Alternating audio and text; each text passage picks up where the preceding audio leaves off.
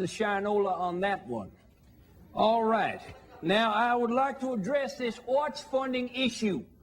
Now, this all reminds me of a humorous story of the traveling salesman. Let's say that the taxpayer is a farmer and the government is a salesman. Well, the farmer says you can spend the night in my barn, but do me a favor, don't stick your willy into any of the 3 holes in the wall. Well, in this case, the salesman's willy represents the taxpayer's money, you understand. Well, the government, like the salesman, can't help himself. Sticks his willy in the first hole, it feels good. Sticks his willy in the second hole, it feels even better. Sticks his willy in the third hole, and it hurts like hell, and it won't let go. Well, in the morning, the farmer comes out, and he explains. Behind the first hole was my wife. Behind the second hole was my daughter. And behind the third hole was a milking machine that don't let go till it gets 50 gallons.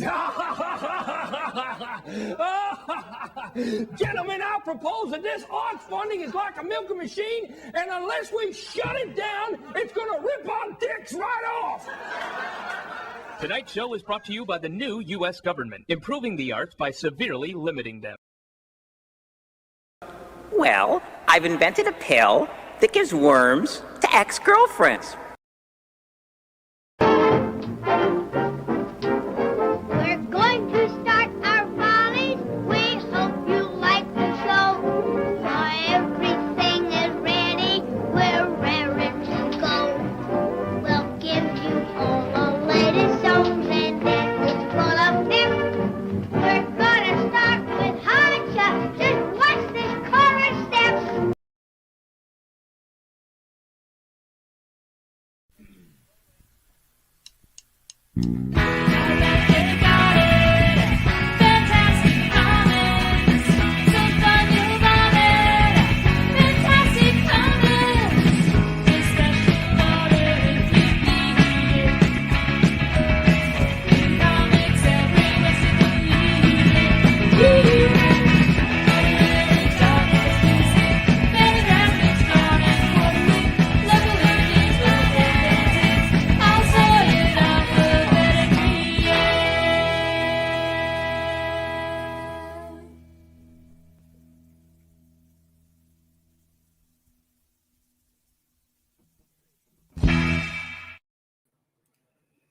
Hello, everybody. Welcome to another episode of Fantastic Comics Presents, our 67th episode, in a row, every Tuesday night at 8 p.m.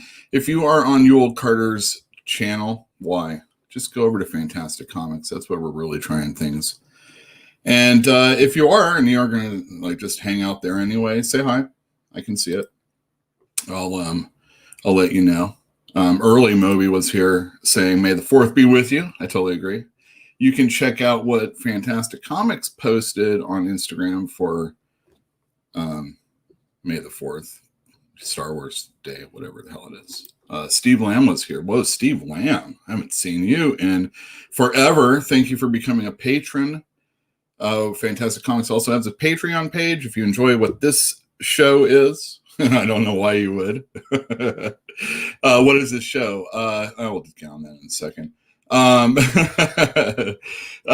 if you are a fan of the shop and you want to see us keep going, we can just funnel it into that instead. Jilby Pill's in the other room saying hello, and Joe's here. Joe looking to win an item, hopefully. That item that he's looking to win, that Joe's looking to win, is this one right here. The Art of Sean Galloway, Spread the Cheeks. His nickname is Cheeks. So Spread the Cheeks. Very good artist. Yeah, so there you go. Let's see what else. All right, Fantinuum's here. All right, no more Steve Lamb, just Fantinuum. Welcome, everybody, to Fantastic Comics Presents. Fantastic Comics Presents is, I own a comic store in Berkeley, California.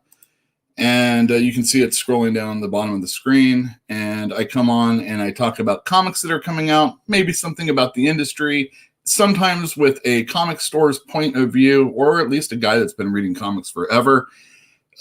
A guy reading comics, go figure. So I don't really offer anything different other than I am a store.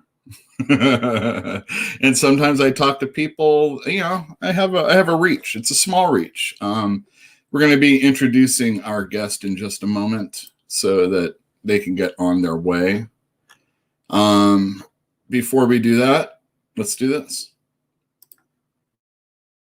Hey everybody, Yule here. Have you ever noticed that your comic isn't looking as mint as you thought it was? There's a crease in it, some sort of bend that you kind of wish you could get taken out. Take this Conan, for example. Look at this. Bent up. Looking at it in the light, you can see all its defects on the back where there's a white cover. Dirt has accumulated. I wish there was something I could do about that, you ask yourself. Why, there is. If you come into Fantastic Comics, we will press your comic. We will clean your comic. If there is any way that we can help preserve your comic, we'll do that for a nominal fee. Remember, over at Fantastic Comics, when we press your comic, it's not going to look any worse than it did coming in. That's right. I won't screw it up is what I'm saying. At least too much. If it was already screwed up, what am I going to do? All right, let's go on to this interview.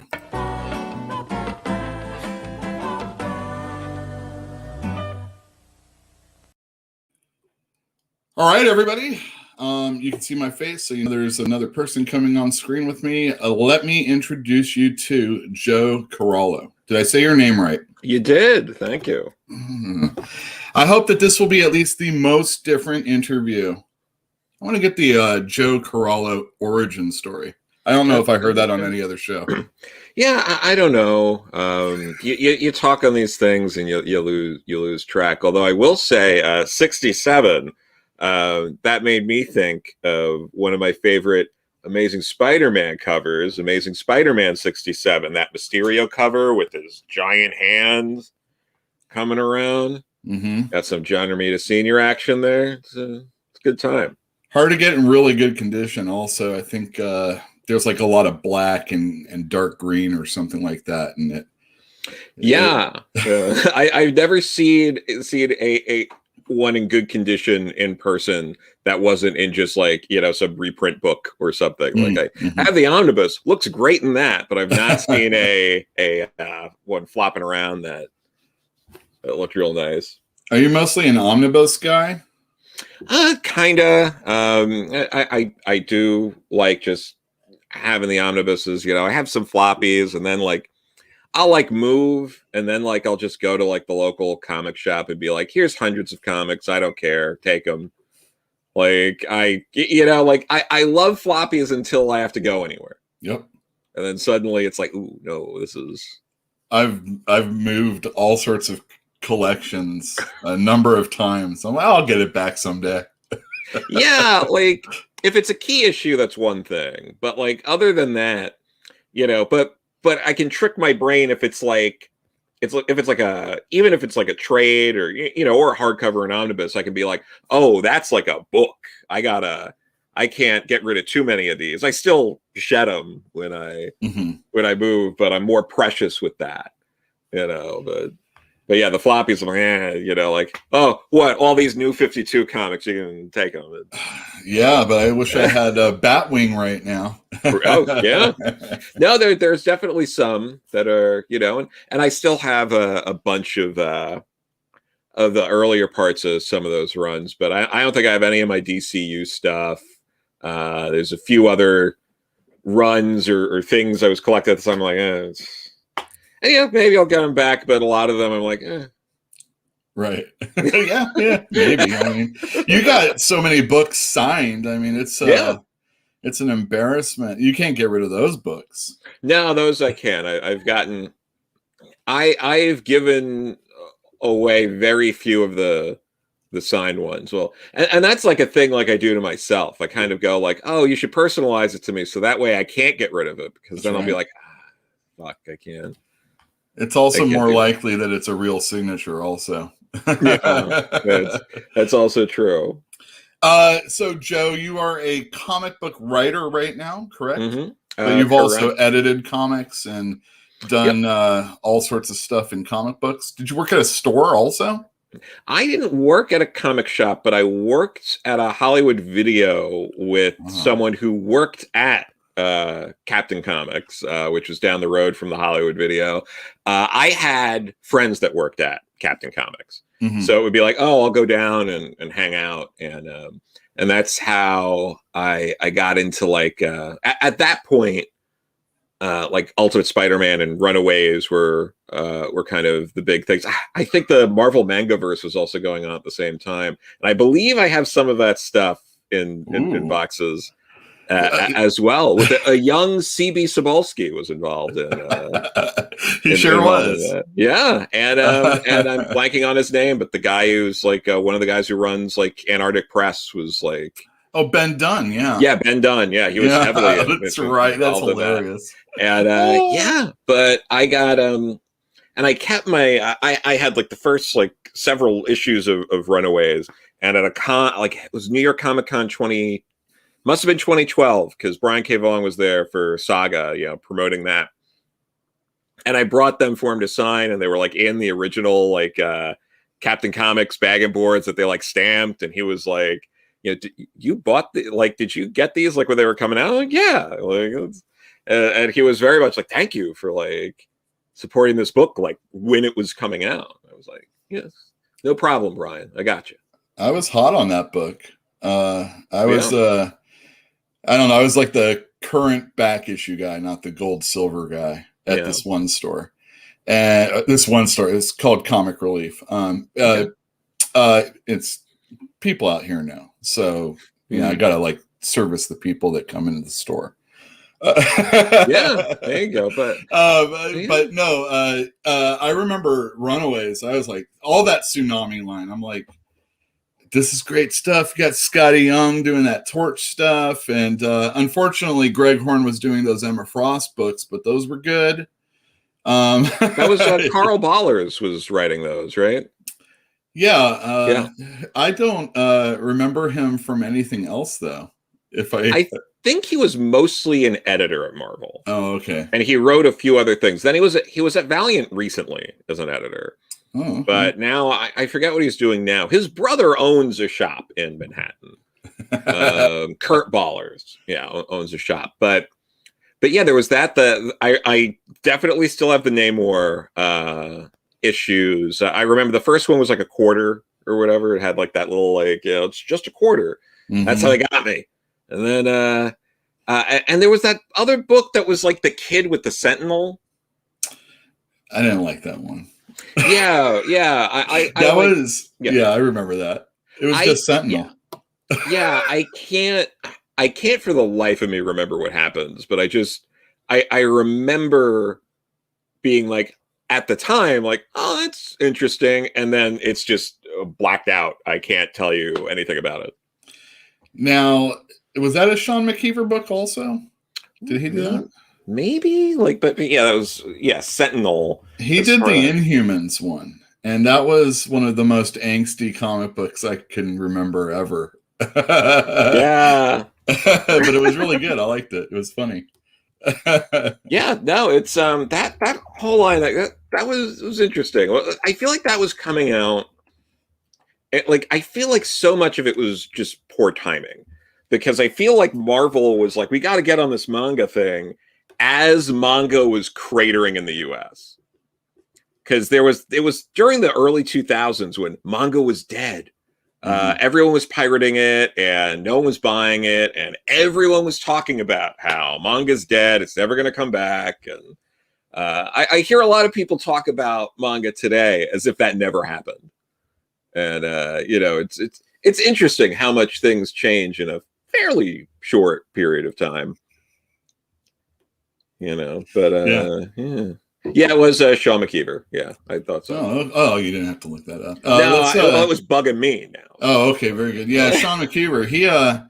That Inhumans was pretty cool. It was all about this Earth and Inhuman exchange students when the Inhumans were on the blue area of the moon. So we sent our kids up there, and then they sent ours here, and it was, they had to worry about frats and all that other stuff. It was like I said, real angsty.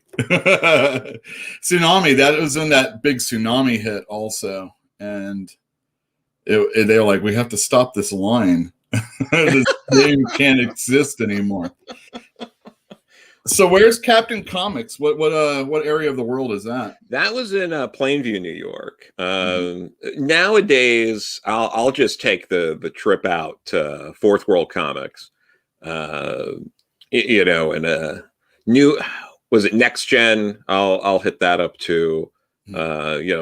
There's just some decent shops in and around Long Island, but like Fourth World's like the one that people go to. That's Scott Snyder's shop. So if you're out in Long Island and you're in Smithtown, you go to Fourth World, tell them to be like, so, and you tell Scott Snyder I said hello, when you're there. And Scott Snyder.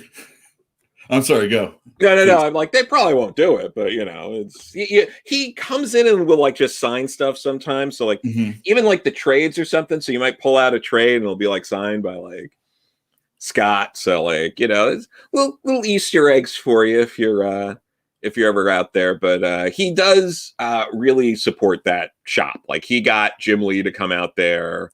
I think when like Superman Unchained was going on, and like he's gotten like Pete Tomasi out there and like some other people just to really schlep all the way out to Long Island, because that's in Suffolk County, which it's a good like hour and a half from like the city. So like, yeah, it's a schlep for people, but yeah, he's very supportive of that store. But it's nice. It's a nice shop. All right, so what made you want to do comics? Like, did you always want to write comics? Did you just want to be a writer? Did you want to, is this a stepping stone, et cetera, et cetera? I mean, it's one of those things. Like, it's complicated, but sure. I would say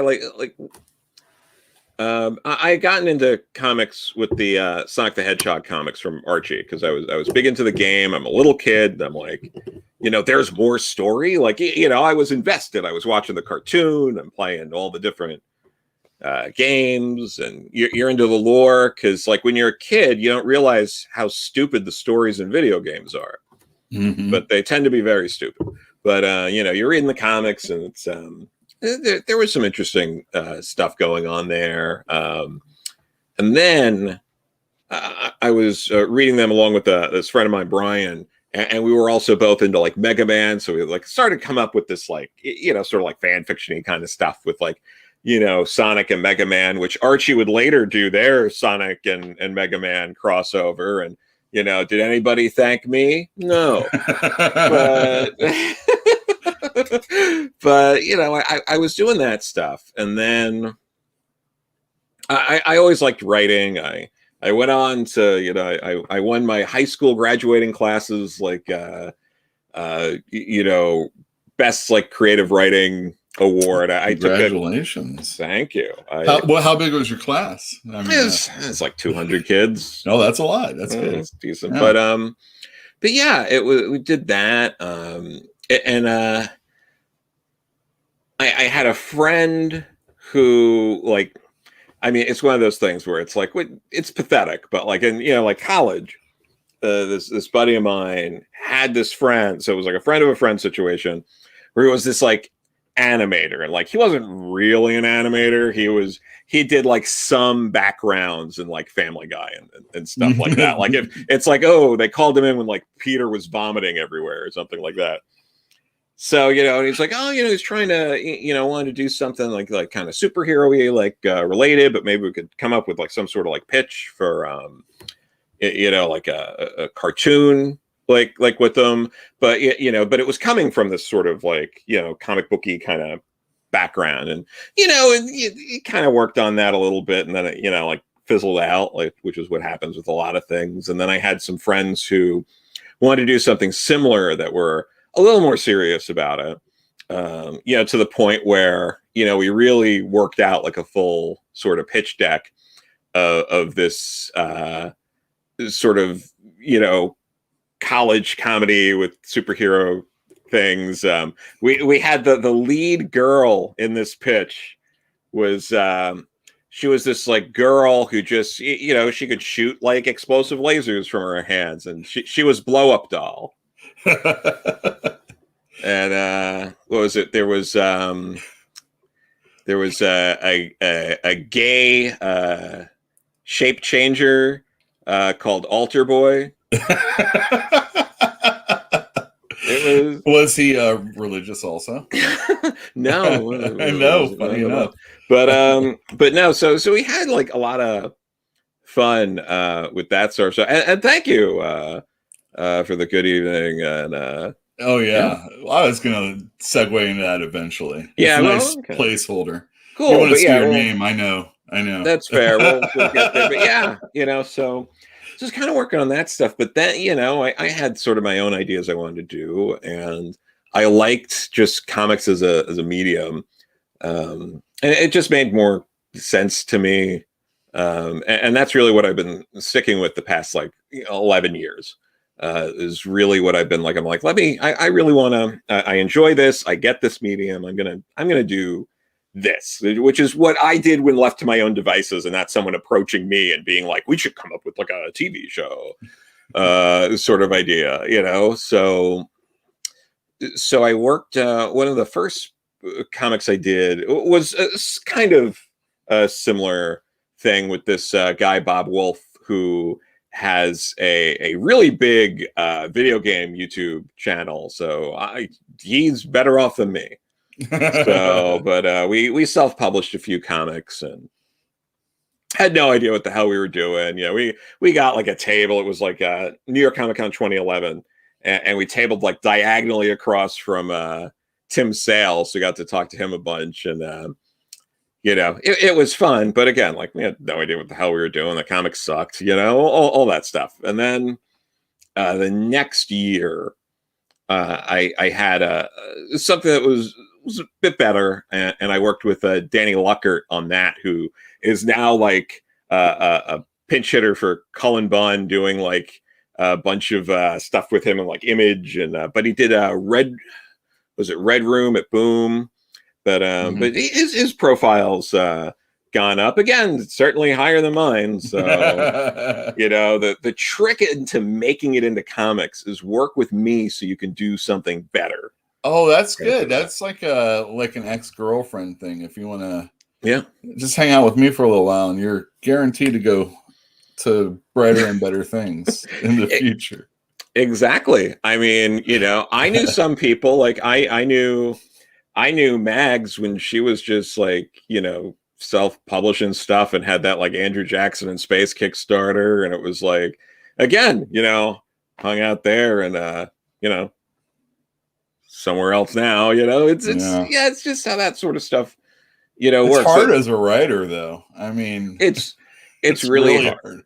It's really hard because no one gives you good advice, and then you eventually figure it out, and then you try to, if you can, you try to help people, because like it's hard. The problem is when you're trying to break in, you usually think of two different things. Either try to figure something out with your peers, the same people who are trying to break in with you. The problem is they don't know what the hell they're doing either.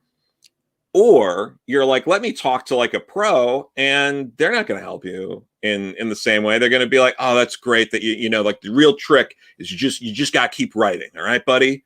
You know, it's like they're not giving you like actual advice. It's, you know, brush off stuff, and it's rightfully so. I mean, it's like veteran sports players, and then you got the kid that just got drafted for way more money than you're going to ever make. Yeah, and you have to teach them the ropes so that they can replace you. And it's like, maybe I'll stick my foot out and trip them a couple times or something like that.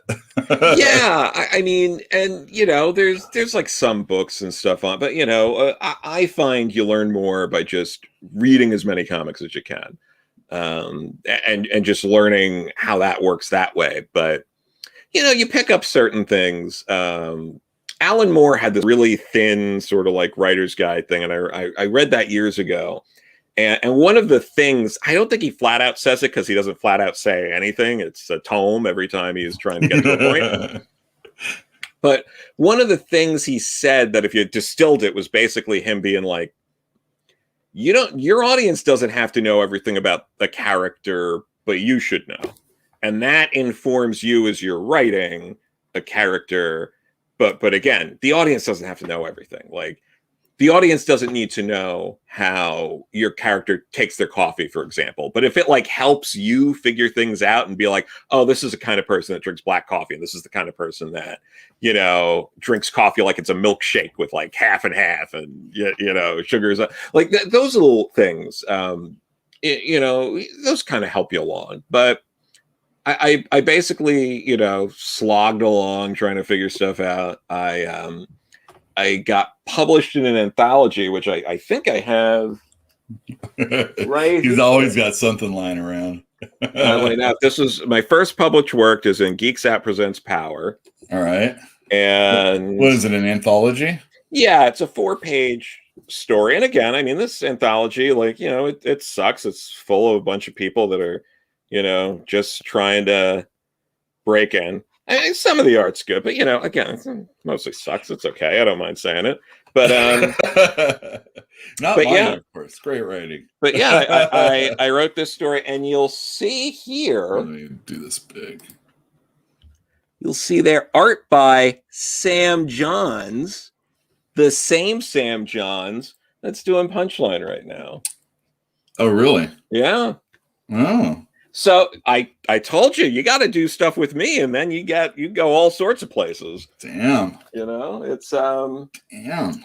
Yeah. So did that, and then I got published in like one more anthology before I decided to publish my own anthology. Like in turn, like I worked with a publisher and I co-edited it with a friend, but this is what really helped me, and I got a copy of that right here. It was mine to benefit Planned Parenthood, and you'll see on the back all these names that we got, including Neil Gaiman, Amber Benson. It's like a who's who. Everybody doing stuff. It's Paul Levitz. Holy cow! Mindy Newell, Tom Pyre. Because Denny O'Neil was in it. Louise Simonson, Mark Hempel. That's cool. Yeah, it's a big. There's quite a few. That's cool. People in it, and I got to do a signing with Denny O'Neil, which was, that was special. Carl Potts came to the signing, and let nice. me bring us down just for a second. Please. Speaking of Denny O'Neil, a person I've never met, another person I haven't met this week, and I usually like pay attention to comic creators that have passed if I can. Yeah. A lot of times it happens on a Friday. It's kind of like, and then there was like a couple of weeks where it was just like bang, bang, bang. Everybody's like knocking off. Oh yeah. But John Paul Leon died, and there was a mass support of people saying wonderful things about him as an illustrator and as a person. I don't know him as a person, but one of my favorite X-Men I've ever read was drawn by him. And I've done a video on it. If you want to check it out, it's over at the Fantastic Comics. Nice. It's the retrospective. It was a Grant Morrison double shot, but it was the Zorn issue, obviously, when he was meditating on a hamburger on the cover. And I just think that's what I don't know. It's a Feely issue, but I thought it was pretty cool. But I think didn't he do Zombie at Milestone?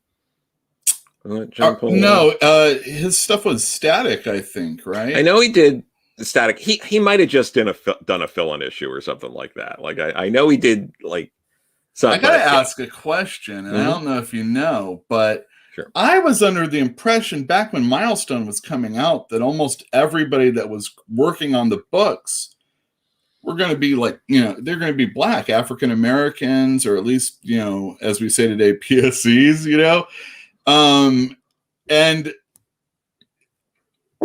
like the writer of Zombie, and then like almost immediately they started getting John Byrne covers, and it was like, this is the only reason why I thought certain people might be black. So unless you meet them at cons or search them on the internet and stuff like that, So I was a little shocked.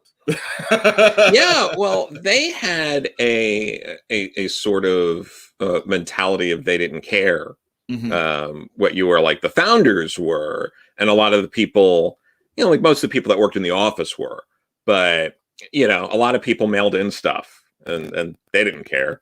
I mean, I'm pretty sure Milestone is some of J.H. Williams III's first published art. Yeah, so they didn't really care that much about that, and I think they ran into some difficulty because I think the way elements of DC and some other outside forces tried to like explain Milestone to people was that this was, these are the Black comics, and I think I don't think that's something they necessarily, it's a tough line because it's like you want to say like, of course this is, we're open to this stuff, we're very supportive of this stuff, but you don't want to be. It's a tough line to toe because then you don't want to turn people off by being like, like, oh well, this is all you're gonna, this is all we're doing. Like it was a difficult, I think, situation, which is part of what kind of led to more of the difficulties and eventually shuttering the line. But yeah, there were a lot of great people that worked there. I have friends that had worked there. I think Jason Scott Jones is great. He's got a lot of great stories. My jam was Hardware at the time. I thought that was for me personally, the standout book. I also I this love for Icon. I don't know. He was like a real jerk. Yeah. I didn't like him at all. I love the stories about how Clarence Thomas used to write fan letters to Milestone because he loved Icon so much. Oh shit. That guy was hilarious. And then Rocket, was that her name? Rocket? She gets pregnant and all hell breaks loose. So going back to anyway, personally, sure. I'm a real big fan of John Paul Leon's. It's a shame. He was a really good illustrator. And I guess it was cancer. He had apparently been battling it on and off for over a decade, I believe. So I'm not going to get it. Knock on wood. Yeah, no, but it's a shame. I mean, people like him, like Steve Lytle, that was crazy, beginning of this year. And going back to Denny, he would have been 82 the other day. And I believe it might have been yesterday. I think it was May 3rd. Was his 82nd birthday. And it's really depressing because I was Facebook friends with him, so there were multiple happy birthdays of people that were clearly oblivious that Denny had passed away, and that was like, and because sometimes that stuff pops into your feed and you see that, and it's like, oh no, thinking of you. Yeah. Well, there were some that were just like happy birthday with like the exclamation points and like the confetti and stuff like that. And you're like, oh no. No one's here to unwrap this present you just left behind. Yeah. Oh, that's horrible. Yeah. Anyway. Going back to your writing career, sure. Now that we've done that. So you edited comic books? Those anthologies. Did you do anything else? You did like Kim and Kim or something like that? Yeah, I edited Kim and Kim because Mags is in that book. I basically... when I was putting together mine, I got Brian Talbot for 2 pages, and I reached out to Mags and was like, "Hey, you got a 2-pager? I'll give you Brian Talbot," and she did. And after doing that and having this book come out, she was like, I need a new editor. My previous editor didn't have the time. Things came up because the way Black Mask kind of works is,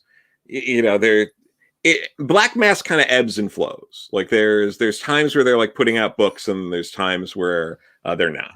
What happened to Black Mask? I don't even know if they're a company anymore. Yeah, they're apparently are now, because they just put out Pat Shan's Destiny New York #1.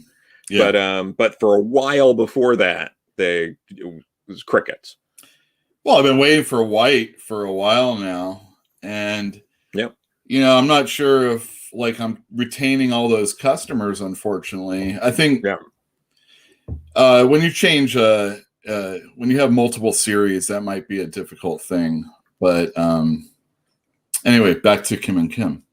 Yeah, that's all well for us, by the way. Yeah. Oh, I'm glad. No, it was good. I really enjoyed working on that. That third arc. We really built up to doing something impactful. I thought with how we kind of ended that arc. I wanted to make sure we were telling something, and I don't want to undercut things that other people were working on. Obviously, it's Mag's story, and she had the final say on what happened. But I definitely got to give input that made it in, that changed sort of the trajectory, or made certain points that may not have happened. And again, it's a slog doing that, going through. I mean, there was a few times you go through before it goes to print, and you're just like, oh no, I found there's a character who has a mustache and then doesn't have a mustache here, and it's like, we got to fix it. Like, we got to get this done now. And so that happened like a few times with the book, because I take that kind of stuff seriously. If I catch it, sure. If I catch something like that and it hasn't gone to print yet, it's not going to print. Like, right.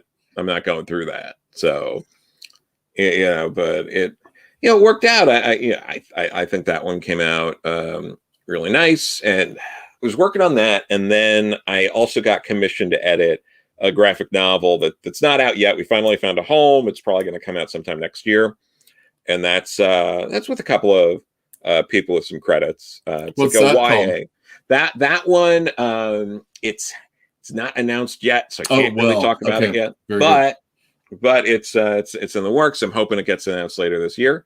But yeah, so I got to do that, and then I also edited Lost on Planet Earth for Mags at Comixology Originals. Oh, okay, yeah. So now, are you writing also for Comixology? Is that what it was? I might have something in the works, so I should be able to talk about stuff like that soon. But Comixology Originals they're really great to sort of. Who else with. Working for them? Is there a Matt Kent one also? I think so. The Chip Kid Afterlife, I want to say it was called. Like, that was the big one, because that one, the Eisner last year, all that. But they've really been courting a lot of bigger names. I've seen stuff around. I think, I'm trying to think. I think Michael Conrad has something that's coming out from there soon. Do they ever have physical? They don't do any physical copies of that stuff then? They just started doing physical stuff, but only in trade and through Dark Horse.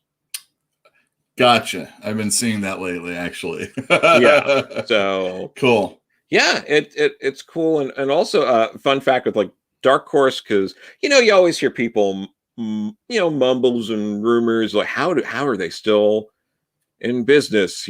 After losing like the Alien license and Star Wars and the Conan, the Whedonverse, Predator. But people forget that I think that they publish a lot of manga.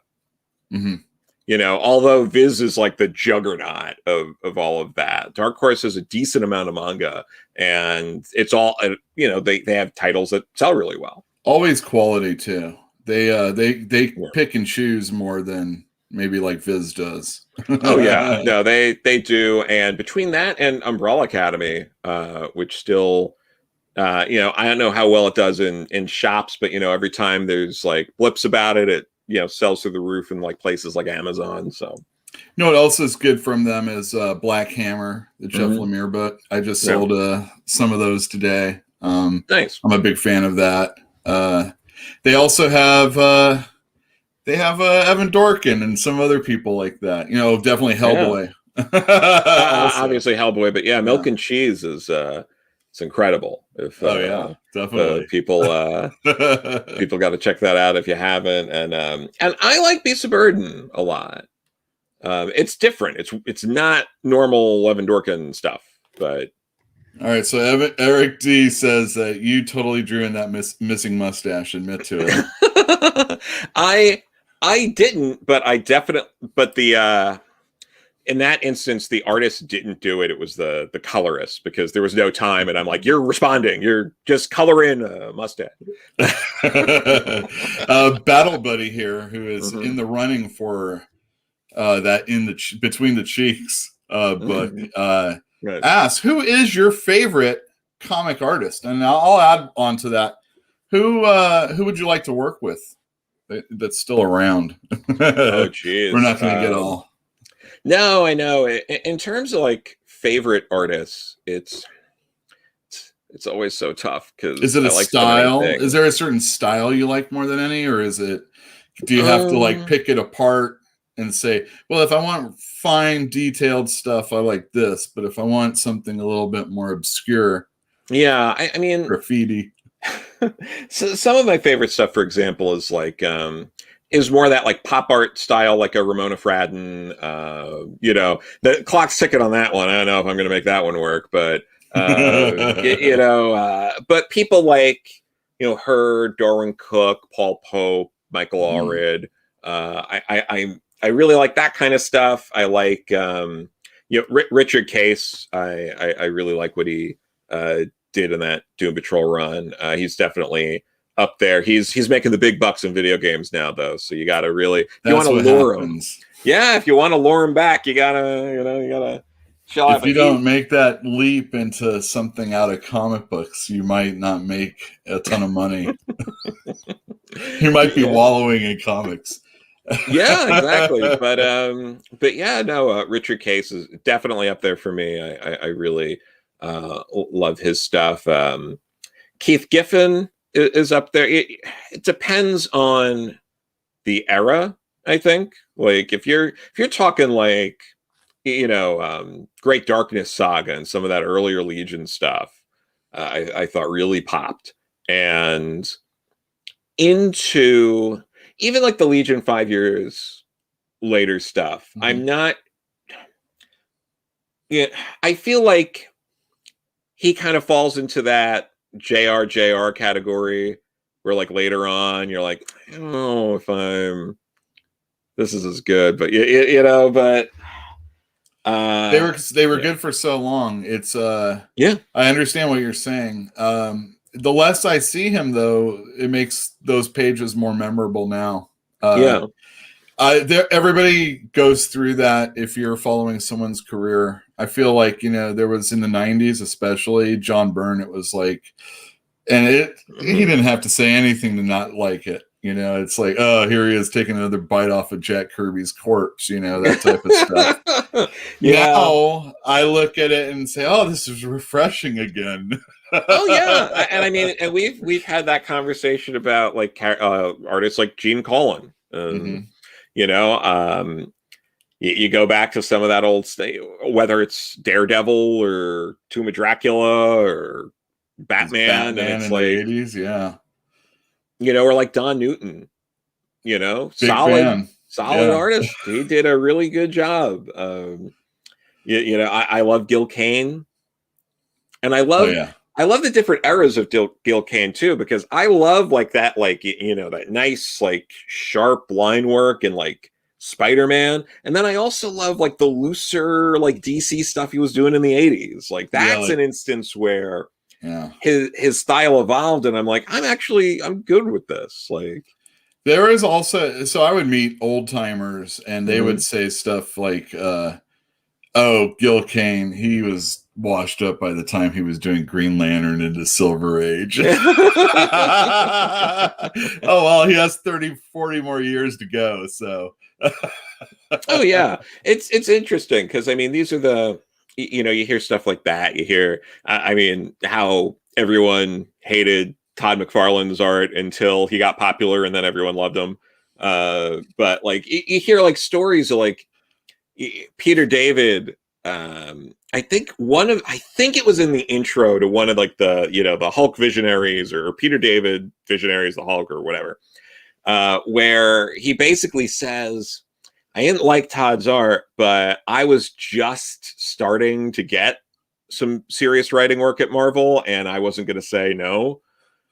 He's like, I didn't feel like I was in a position to turn down an artist like, just Karma and stuff like that. And, it's so interesting how it's like, oh, the times change, I mean, that's with all the image guys, though. Every one of those image guys, the people at like Marvel were just like, I don't want to, we can't publish this. And then it turned into like, oh, these are the guys who are selling the most books. So, you know how everybody is all social media, they're all angsty about one thing or another.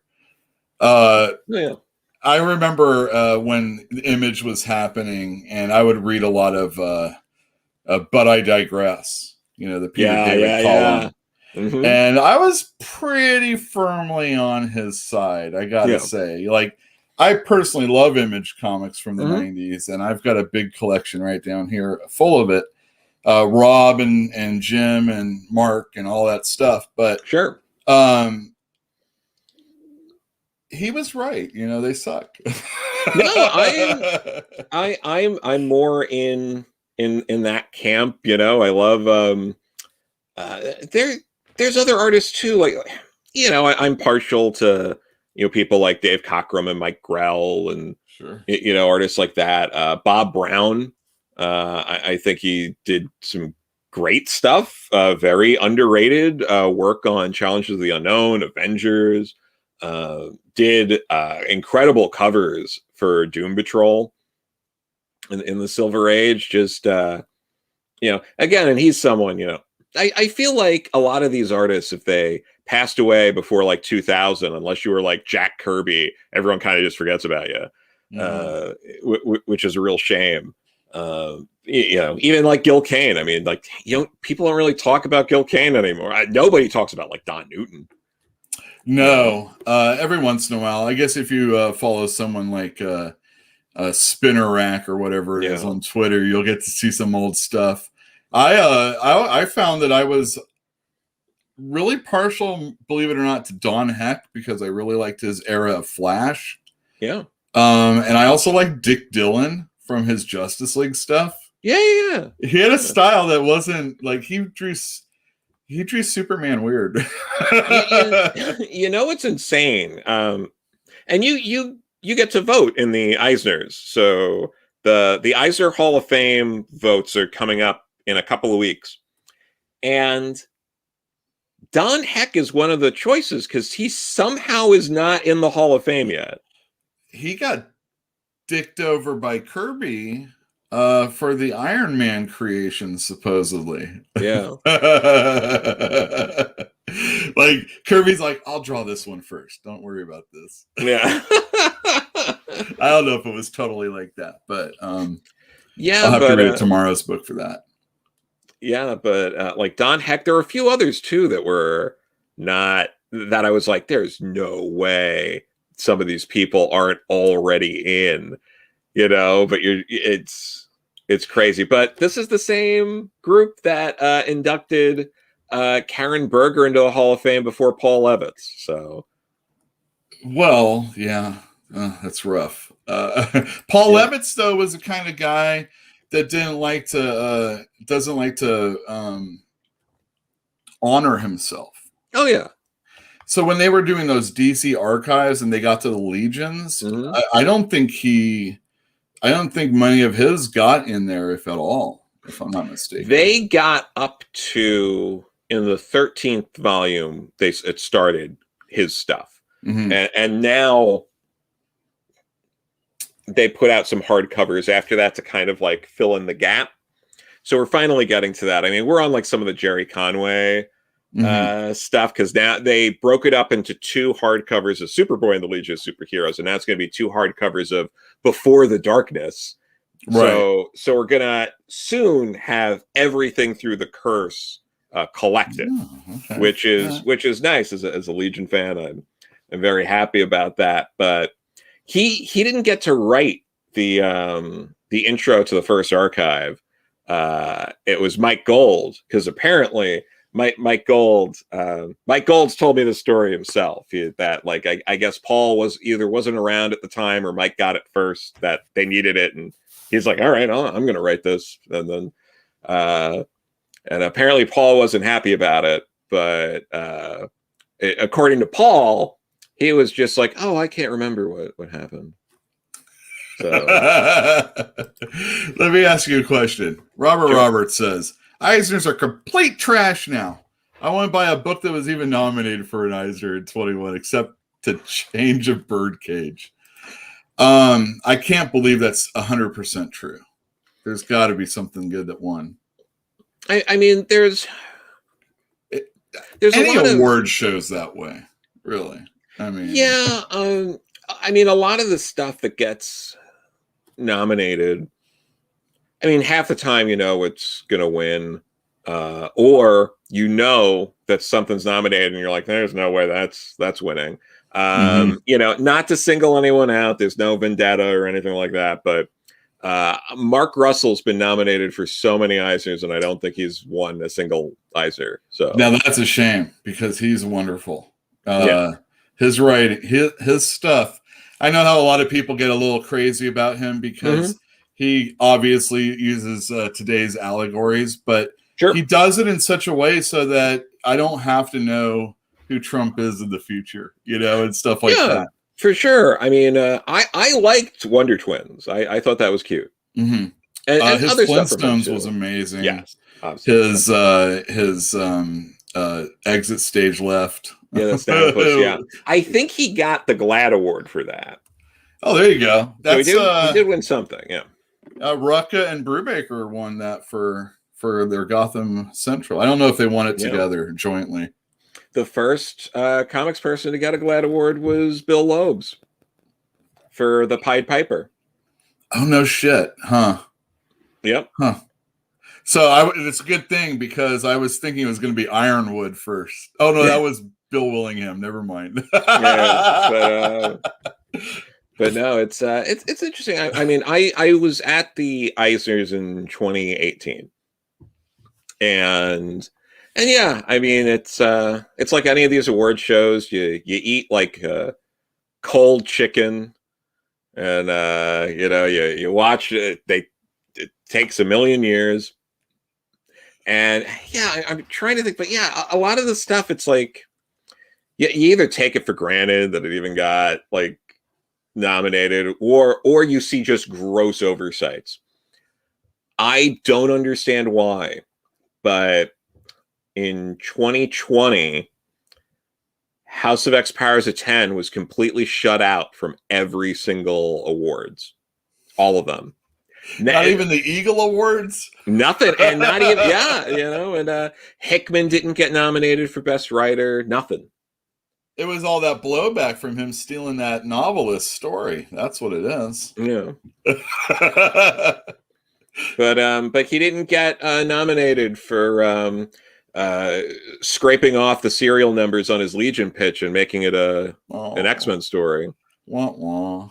That's what I wanted. Yeah, if you go back and read Legion 5 years later, that's what he's doing. It's the same thing. It was just his interpretation of that.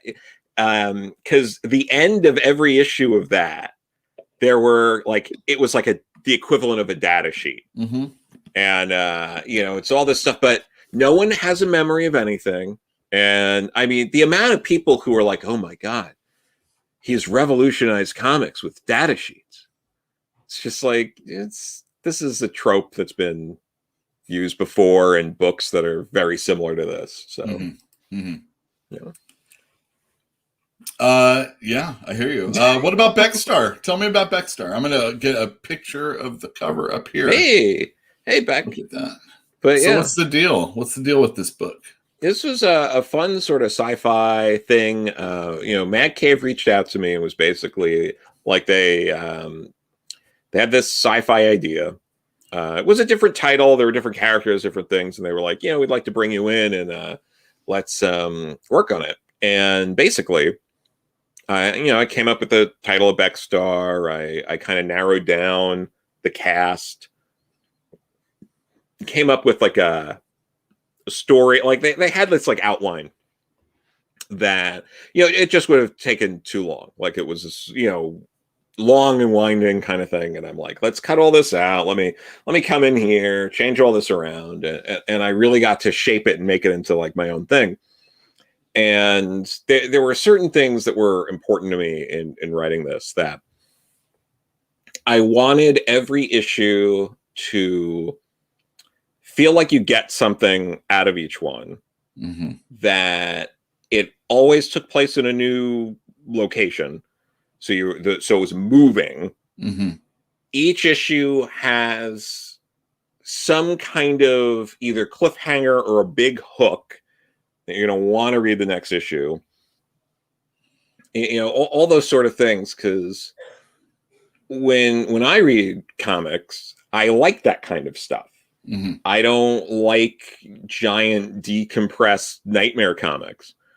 And I really wanted to avoid all that. And I feel like I was able to hit that with this. I mean, like I certainly did in terms of they're in a new locale every issue. That's just a fact. No one can argue that. People might think hooks or different things are more or less compelling. Characters are more or less compelling, but I pushed to make sure it was all 22 pages. So you get a little more comic, I think, than a lot of others.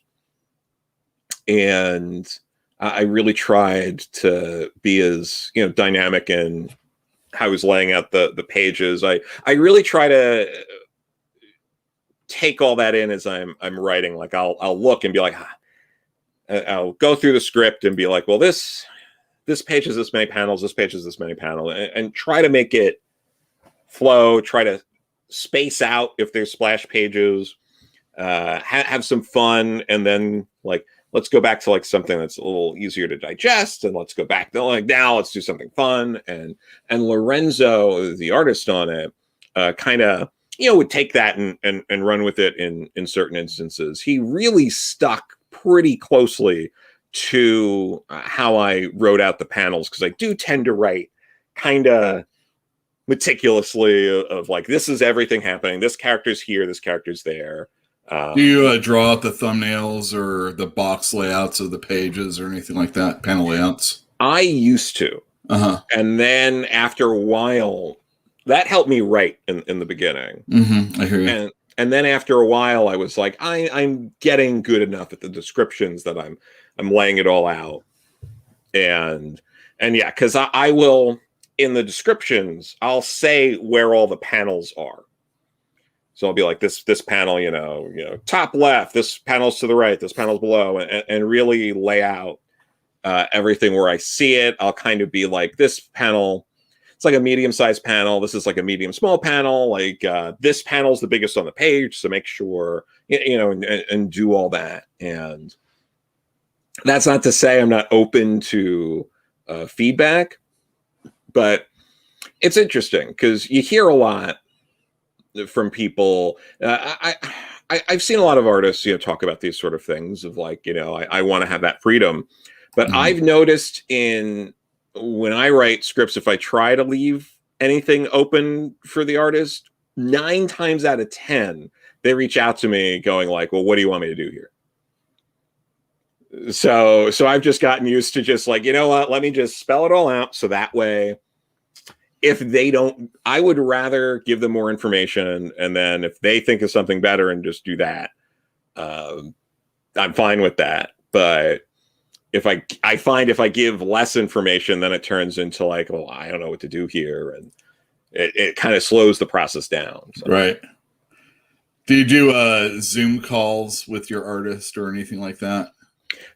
Sometimes there have been cases where something like that might happen, but I actually I have only communicated via email with Lorenzo, and I've only done that with him. Another project I'm working on right now, again, all through email. Crazy. I did have one a little while back where it was like I would be on the phone with the artist and we go over stuff, but yeah, it's a lot of just emails and stuff, but it's not too bad because now you just get used to it, and someone will be like, well, what do you want here? And then it's almost quicker for me to just be like this, and here's some reference. Right. And then they usually go like, oh, totally got it. And is it easier to slap an artist in the back of the head to get what you want, though? It's just sending, like reference tends to be really, really easy. But, sometimes, especially if you're working with an artist who English isn't their first language, Yeah. You do have to be Faulty Towers or anything like that. No. But yeah, you have to pivot and understand these things and keep certain things brief. I've worked with what was it? Sometimes you work with someone and they don't seem to get that, and they'll be sending these like gigantic emails to these artists that sometimes English is their third or fourth language. Right. And then these artists are just like, I what? Like this Google Translate ain't working out so well right now. Yeah, because sometimes there's a level of artists or a writer rather that everything has to be purple prose. They can't just send you a normal email. And they think they're doing you a favor, and no. Writers and comics need to learn that a lot less words are better. Yeah, I tend to find I will usually think when I'm done with the script that I don't know if there's like enough like if people are just going to blow through this in like 2 minutes and be annoyed that they paid $4, but after it's lettered, you tend to notice that like, oh, there's plenty of words here. It's fine actually. That's why you need those info pages in your comics also. Oh yeah, so really, someone can read like a dictionary in your comic or something like that. Yeah, it would make more sense. I think it would work better if it did feel like more of a purpose. Like most of the time, it feels like it's just there for the sake of it. Instead of like if you're putting info pages in the middle of a comic, the point of it should be you're trying to slow the reader down for something. So you want to put it in there for that purpose. But a lot of times you don't want to slow the reader down that much. Or you don't want to undercut the tension you're building up towards by having like someone who's sending an email and reading it. It's when you read old-time comic, well, when you read mainstream comics, you get a lot of advertising pages and stuff like that. But when you would have like bulletins or Stan's soapbox or ask the DC direct guy, I can't remember what, the weatherman or whatever. Yeah. When you would get those in between the story pages, that was a way that they sort of lengthened it. I remember pouring through all those things. I was never going to send that coupon out for $3.50 to get the X-ray lens or whatever it was. But, I might not have finished the entire story until I poured through that entire page. Do you think, I mean, if it's not Marvel and DC, you don't get advertisements throughout. I feel like when you stream programs, or you're just binging them.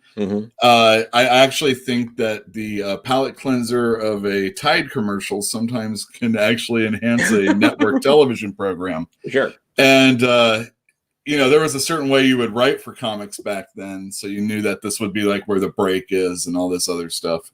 Yeah. I don't know what I was getting at. I just felt like, the older comics had a certain style so that they knew how to control their reader a little bit better, maybe.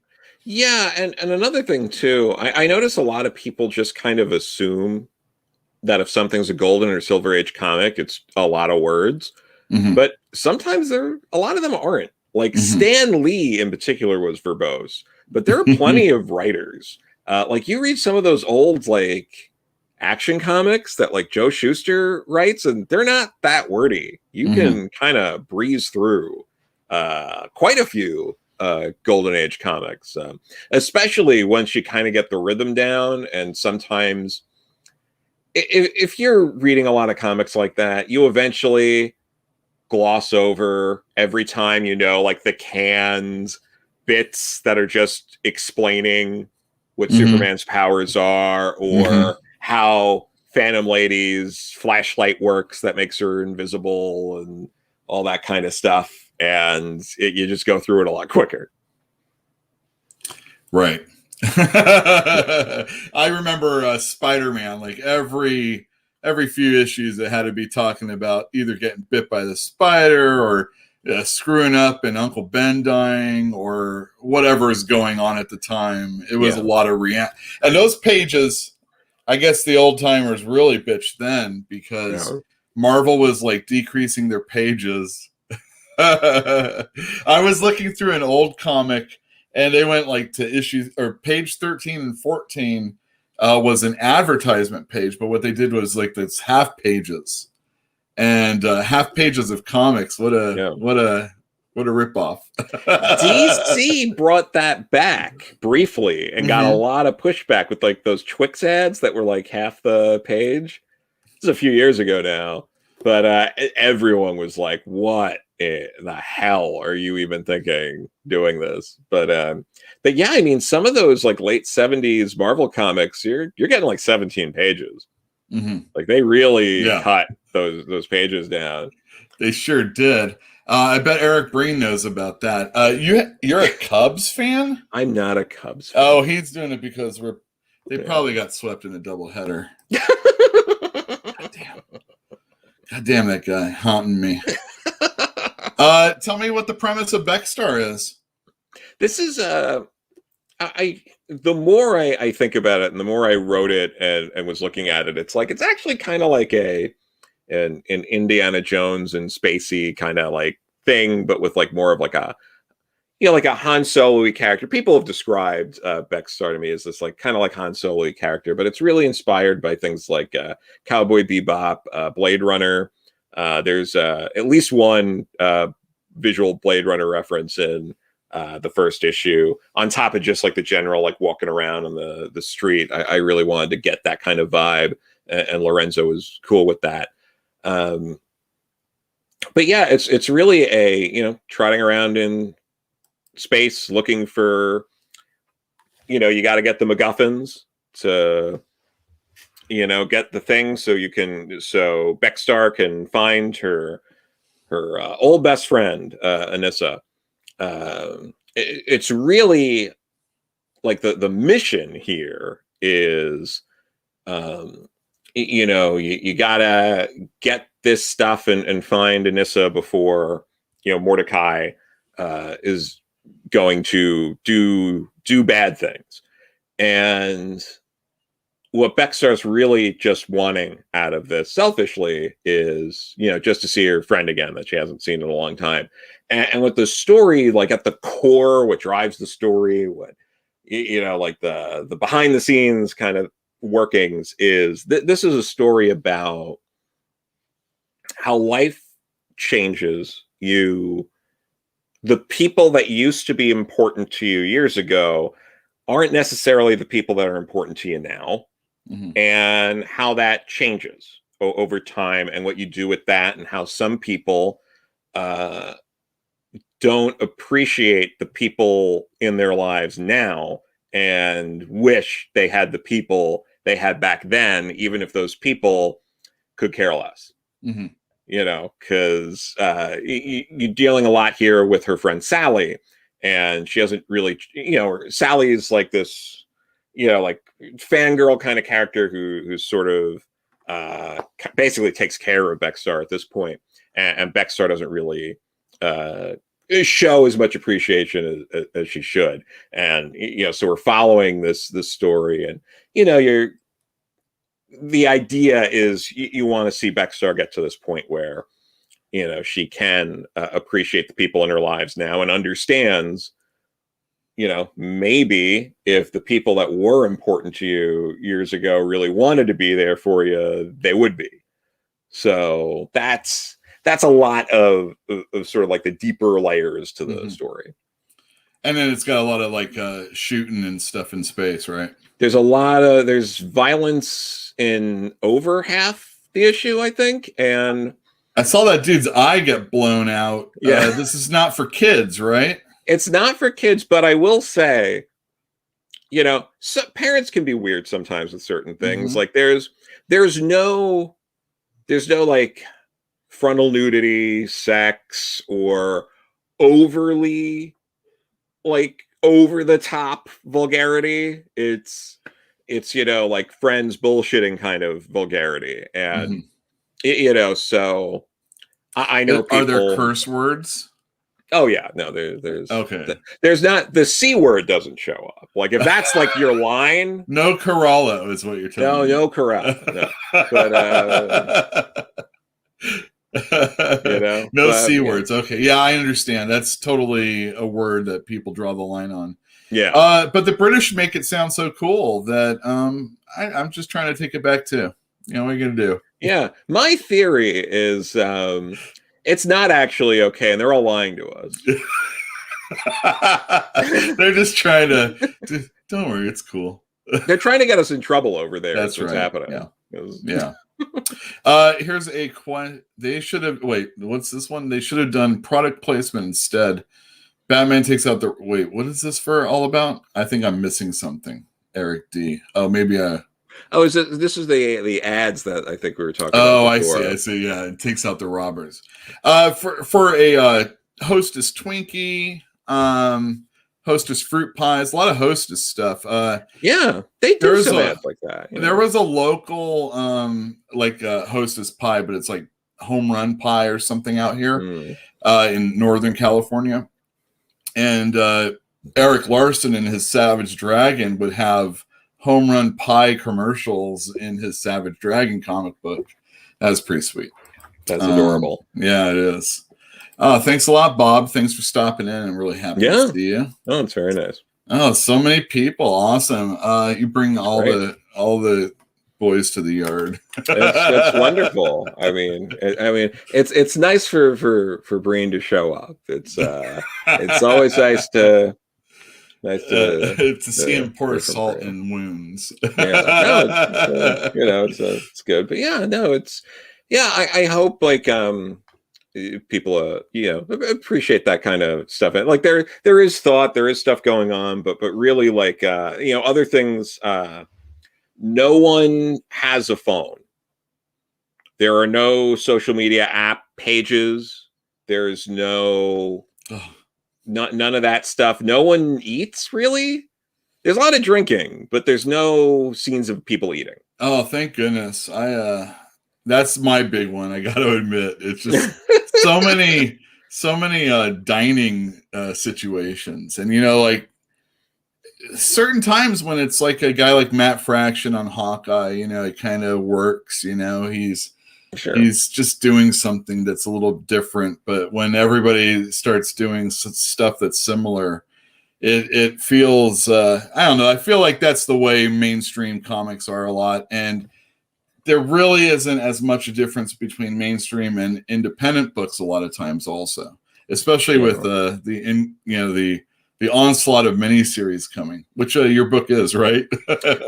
So far. So you could get an extension. Could get an extension. we got to sell this freaking book. And if you come into Fantastic Comics tomorrow, we will have it on the shelf. And, that's great. I'm really looking forward to it. I screwed up. I don't know if you heard about this. I don't know if I did.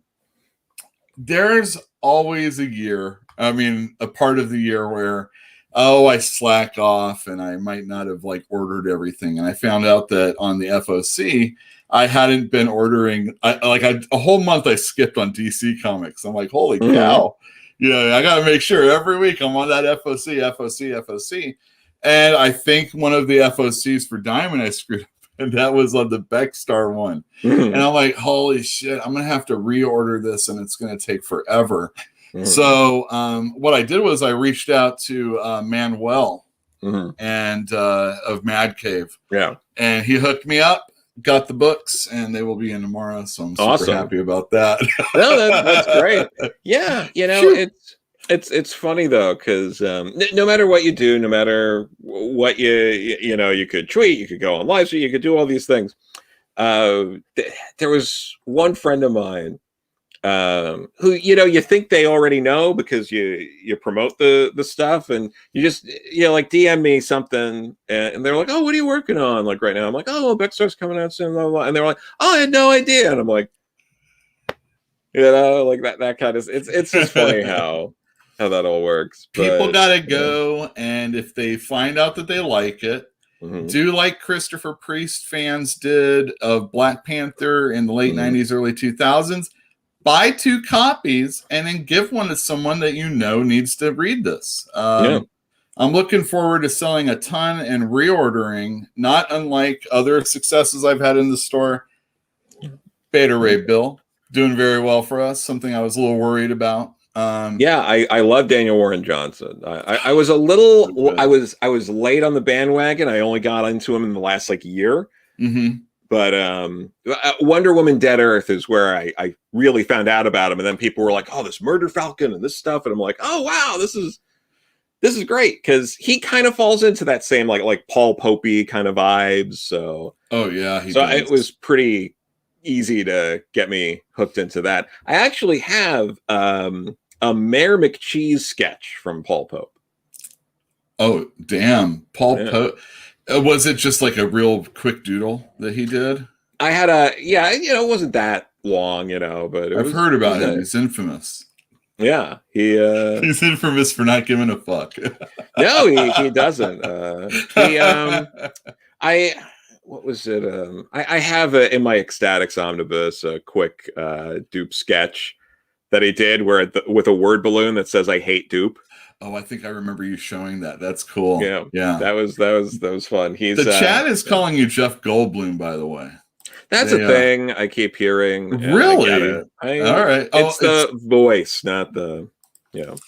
Definitely. He might. Maybe some other time we'll just have a Jeff Goldblum picture. And, that could work. We'll just talk about Jurassic Park and The Fly. How was it working with David Cronenberg? Wait, is that right, David? It's David Cronenberg. Yeah. I just keep going to David. Must go faster. Must go faster. So. Do you Gina Davis? Is she there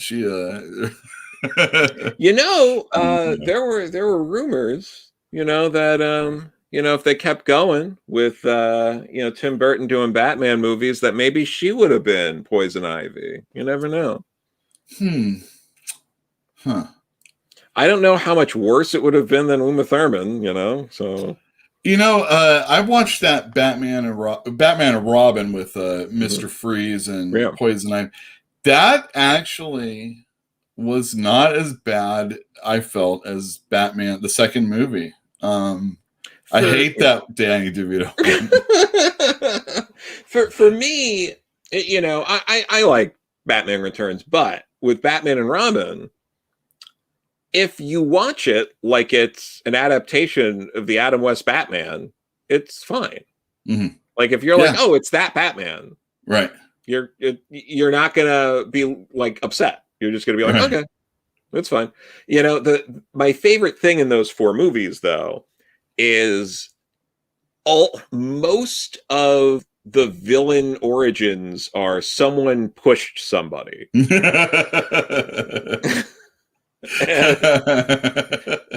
You know, you're just like, all right. That's right. You know, but and Spider-Man, that Tobey Maguire movie it was 19 years old, like yesterday, the day before, or something like that. You know, I hate these things, you know. I know they do that to us. They want to make us feel old. But you were buying comics at that time. That was when the Ultimate stuff was coming out, right? Yeah, I was reading some of that stuff. Yeah. And funny story with that, my brother James, he was excited about the Ultimates starting, and he did a subscription, so he was getting it delivered to the house. But he got it in for the cutoff, but they didn't send issue 1. He missed it, and they sent issue 2. So my mom helped him like write a letter. You know, he's younger than me. He was, you know, maybe 10 or 11 at the time. Write a letter to Marvel. He mailed it in, and they mailed him a copy signed by Mark Miller. And he was upset. And my mom's like, why are you upset? They said it's signed. He's like, well, now I can't read it. Sure you can. You know? Sure you can. That's hilarious. I like what makes us upset, or what we can and can't do just because we have some sort of preconceived notion or whatever. Yeah. This is signed. I can't touch this anymore. It's What do you think of CGC? If you have any 9/8 Beckstars slabbed out there right now so that speculators can go crazy tomorrow? You know, I don't do that stuff. I know people that do, or people that like it for their like personal collection. Mm-hmm. And as far as I'm concerned, like, I enjoy the things I write. But if I find myself in a place where the things I write and contribute are my personal favorite things, I'm a monster. You know, it's like, no, you should never get to that point. I would just feel so weird with something like that. Yeah, well, just think about it. You know, you have all those at your house, and you know if they've been touched or not. You know, you can just send them out. You could do one of those Dynamite exclusives. Signed by the author and stuff like that. Yeah, they charge like $35 in the guide. Oh yeah, you know, it's like, and I don't want to like, I don't get the speculating on like modern stuff, at least. Like, I get it when it's like, you know, you want like some old key issues like that. Mm-hmm. I understand, but the newer stuff, it's like I don't want to dissuade people. Like, if you want to give me money, I am here. But I personally don't get it. Like, I don't get the joy. I don't do that. I'm just like, I'll get the cover, whatever is there, and I'm fine with that, unless it's a terrible cover. Every once in a while, the main cover is awful, and there'll be like a variant that's like maybe $1 more or something. Mm-hmm. You're like, you know what? I'm going to bite the bullet because this cover is awful, and I'll pay the extra $1 just to not have this terrible cover in my home. Yeah, I understand. It's usually a Greg Horn cover for me. Oh my God. I remember one time I put some of his posters up in the bathroom, and the ladies didn't like it. It was supposed to be a joke. I'm sorry. And they're gone. There you go.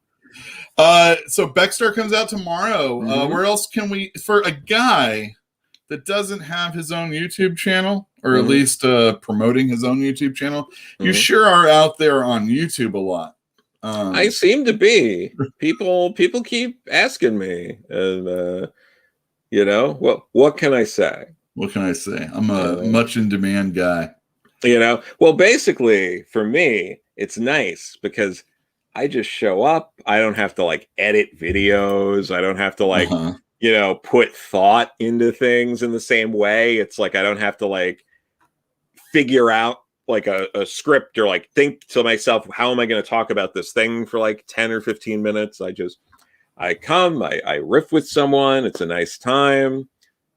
You know, I can't complain too much with that. And it's great. It's great talking to people about comics. You great. talk to a lot of creators with Perch on his channel a lot of times. Yeah, no, you know, we have a nice interview coming up with Rachel Pollack that'll be out this week. And we've talked to go to the back catalog, because we talked to Jim Salicrup, Paul Kupperberg, Nancy Collins, Richard Case, Glenn Greenberg, Martha Thomas's. Like some of these people, like you might not know them, but like Glenn Greenberg was an editor throughout the 90s in Marvel, and he's got some great stories. Like how, because he wrote the Goblin Journal, which tied into the Clone Saga. And the reason that book had to happen was someone wrote just the Goblin Journal into the schedule, and they already committed to it. They didn't know what it was.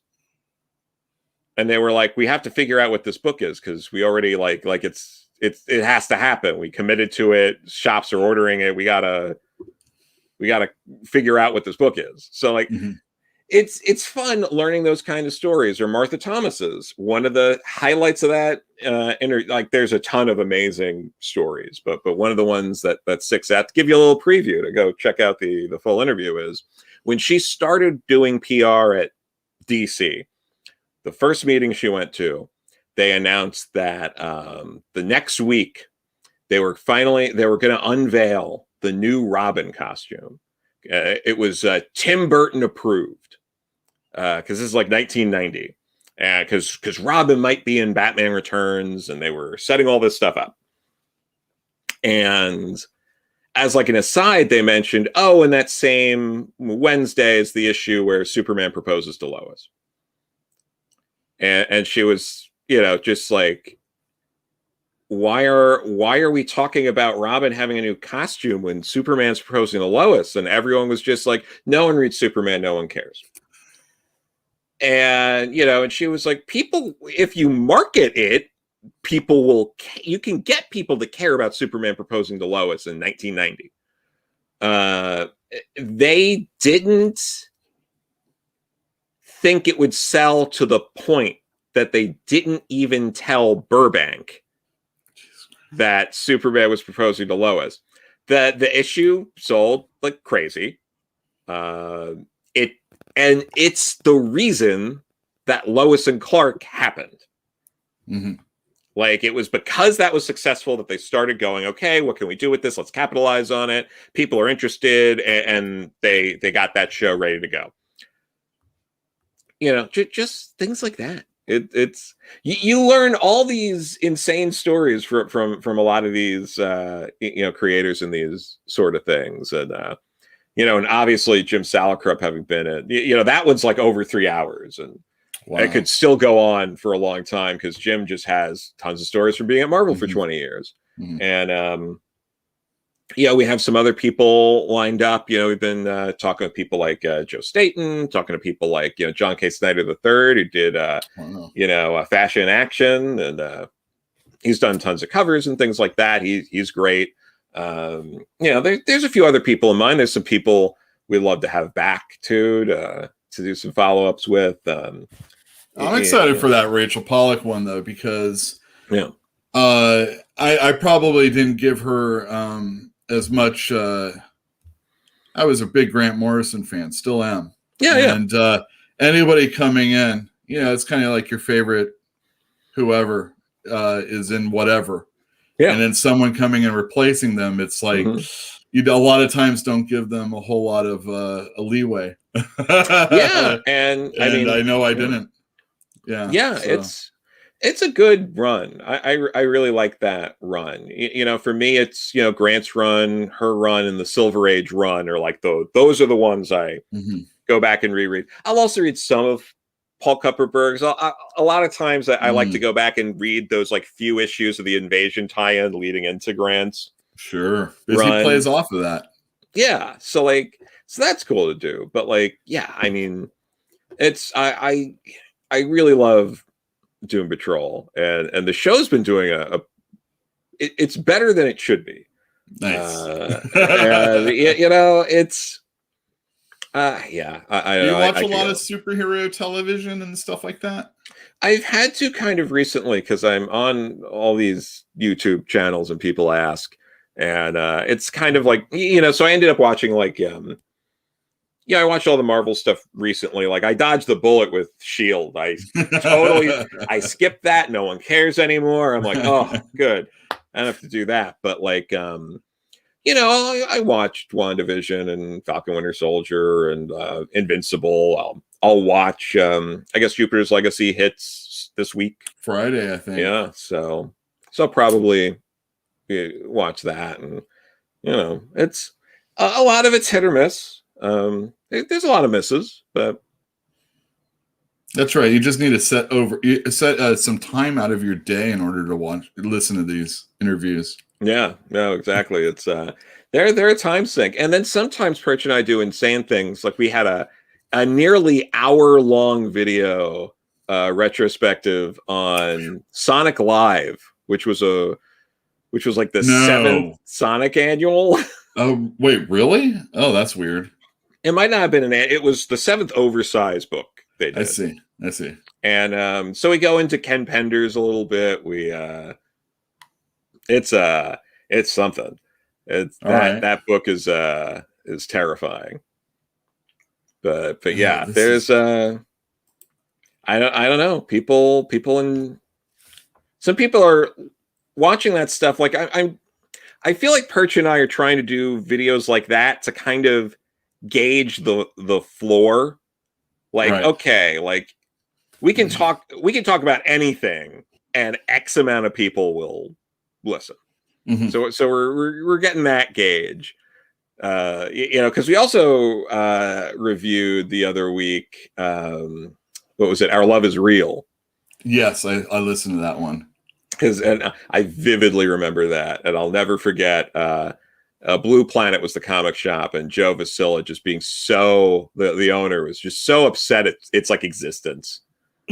Oh, hilarious! I was friends with all the people at Image Comics when they were in Berkeley, and when I was opening my store, I think it was coming out for the first time through them.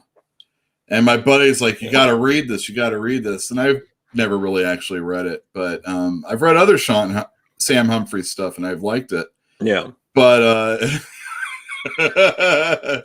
it sounds like hilarious. It's a hoot. What it sounds like. It was something. It's a weird way to launch a career, and it shows you how much things change, because I think that launched as a career in like 2011, 2012, I think, when it came out.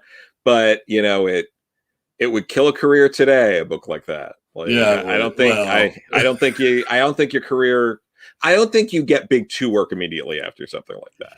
Yeah, maybe not, but you know, it just depends on how far you want to debase yourself. It's probably what it is, even more so, because like I'm always like. I read Ivan Brunetti, you know, his schizo book, and, you know, Peter Bagg with his Hate, and Joe Matt, and all those 90s autobiographical comics. Oh, yeah. And a lot of those guys go on to do things like children's books and stuff like that, you know? Yeah. It can be done. It can be. But yeah, like, I love Clumsy. And Jeffrey Brown does like exclusively children's books at this point. Exactly, he does. He does all that. I have sold it out of all that Young Jedi stuff. Oh yeah, no, I bet. But that like Clumsy is great. If people haven't read Clumsy, if you're listening now, it's a quick read, but it's a great little stuff's quick reads, really.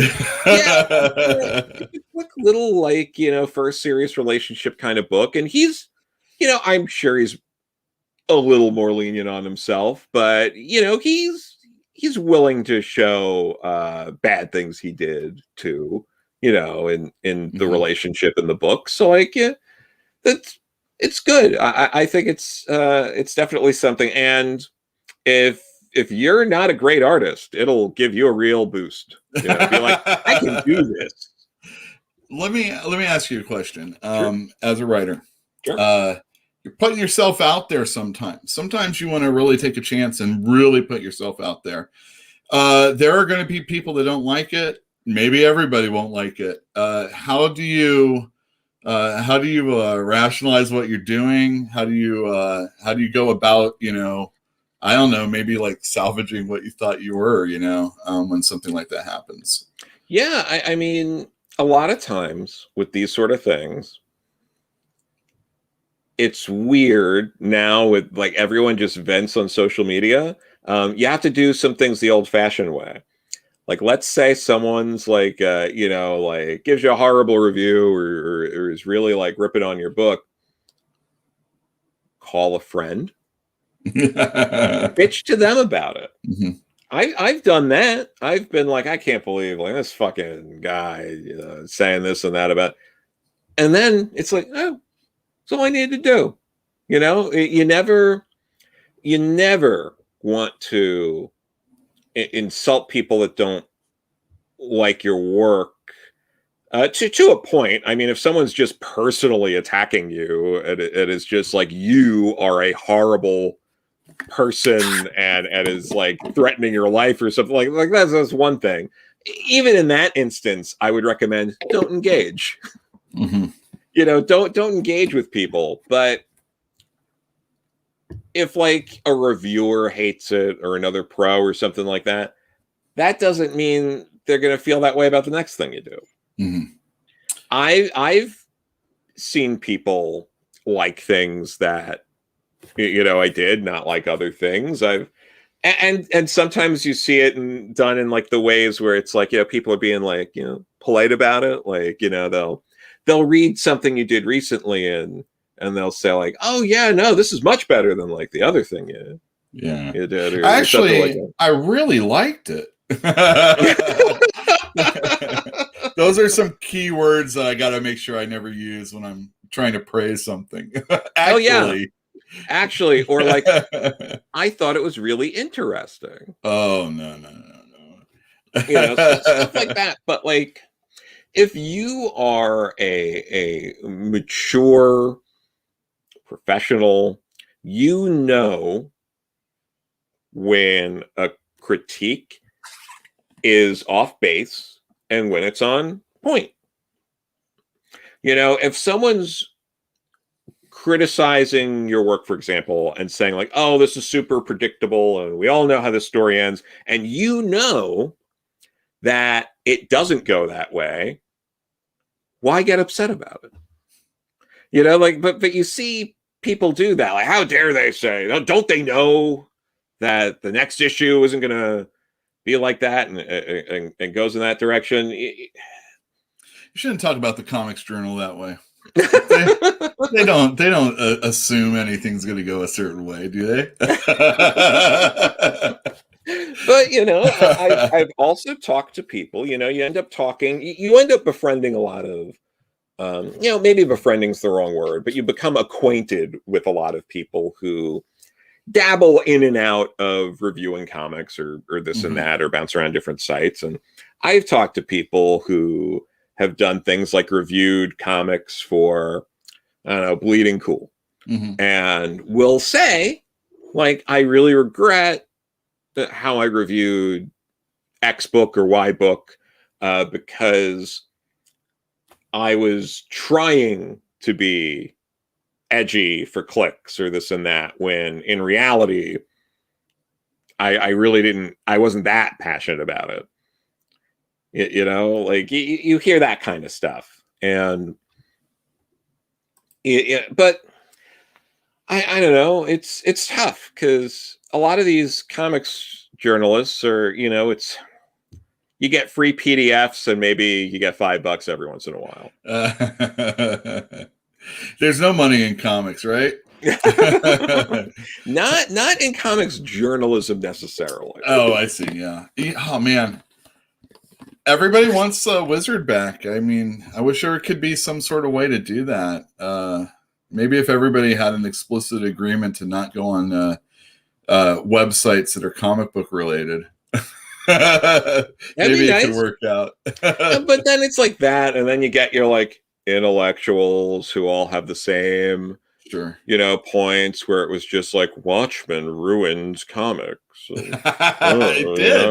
and stuff Totally like did. that. But but it's like, All of that time period did. but it's just, it's the same things regurgitated over and over again. And that, or the people who are like, wow, the X-Men books have never been better. And then you go like, wait a minute, let me go back a few years and Yeah. oh wow, 3 years ago you were also like, wow, the X-Men books have never been better. Yeah. Now let me go back in a few more years. Wow, the X-Men books have never. So I'm like, have they never been? Is every year the best year ever, or is it that you're just a big fan and you can't actually look at this critically?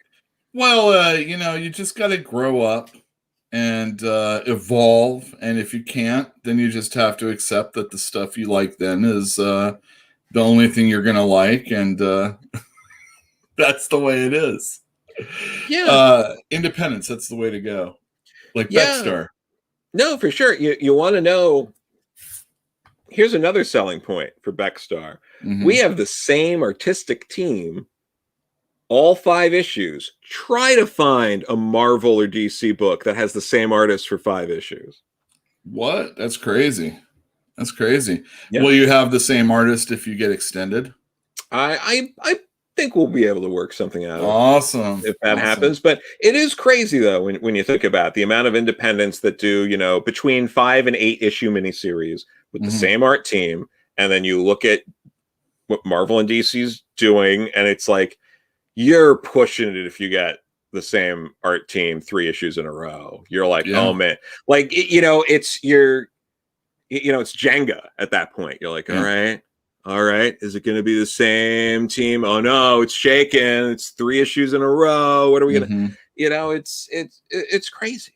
It's yeah. I mean, now that it's like everything seems to be mini series or maxi series, we are seeing more people stay on the book for that time period.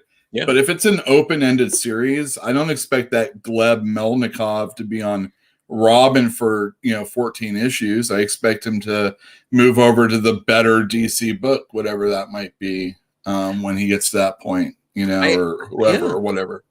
I think he's already like not doing one of the upcoming issues. I don't know if he's off the book or it's just a fill-in, but like I think he's already not doing the July issue or whatever it is. Like there you go. Joe, thank you very much for coming on. I'm going to stick around for a few more minutes. I don't think you're going to really want to like watch what I'm going to do. That's fine. I'm good. Heading out. I'm giving you an out is what I'm saying. You should get out of here, and everybody go to your comic store tomorrow, Wednesday, and pick up Beckstar, please, especially at Fantastic Comics. Yes, please do. Thank you so much. Thanks for being on. I really appreciate it. Well, I appreciate you having me. Thanks. Oh, man, you're awesome. Thank you. Bye. All right, everybody. I know I said it was going to be on the 14th minute. It's now on the 1 hour and 44th minute. I'm going to let everybody know who won this book right here. Let me see. Where is it? Jesus. This one right here. Let me get that banner off. Here we go.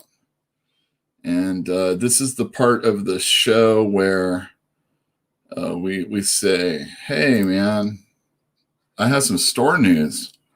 I am getting in touch with a comic book creator to be able to use their character in a Fantastic Comics t-shirt and maybe like, flyers and stuff like that. It's not like the greatest news. It's just, it is what it is.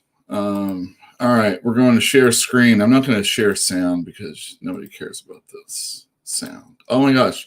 So Joe 4771, Sequential Geek, and Battle Buddy all got the X-Men issue correct. That looked like I can't remember what it was now. Bloodstrike number 24 that Michelle Fife did. I'm going to spin right now and let's see who wins. Oh yeah. All right, Sequential Geek, congratulations. Let me get these pictures up for you. Hold on a sec. So Sequential Geek is the winner. All right. That means I have to play this. You are winner. Ha ha. You are winner. Ha ha. You are winner. Ha ha. All right, you are the winner of that. What you need to do is, if I have to mail this to you, email us at contact@fantasticcomics.net. And or you could just like email us off of whatever is on the YouTube thing. I'm sure you can just, or you can pick it up, whatever you need to do. Congratulations, Sequential Geek. This is an awesome book and the art is beautiful. I think it's pretty good. Here, let me play this. Oh, wait. I gotta get rid of this first. This picture. Well, I might not need to, but oh, my face. I wanted to play this. This dog is the most powerful canine in the various comic multiverses. I will be playing that question one more time for you. There is no prize, but if you have a guess, let me know in the chat, because I'm going to give you the answer in just a moment. But I will play that question one more time. What was it? This dog is the most powerful canine in the various comic multiverses. Oh, man, that's a lot. I mean, there's Crypto, and there's Pizza Dog for Hawkeye. No, I don't want Fantinium. I want Sequential Geek to have it if you win. Crypto. Okay, so we have an answer here. If anybody else wants to make a guess, go ahead right now. I'll play this really quick.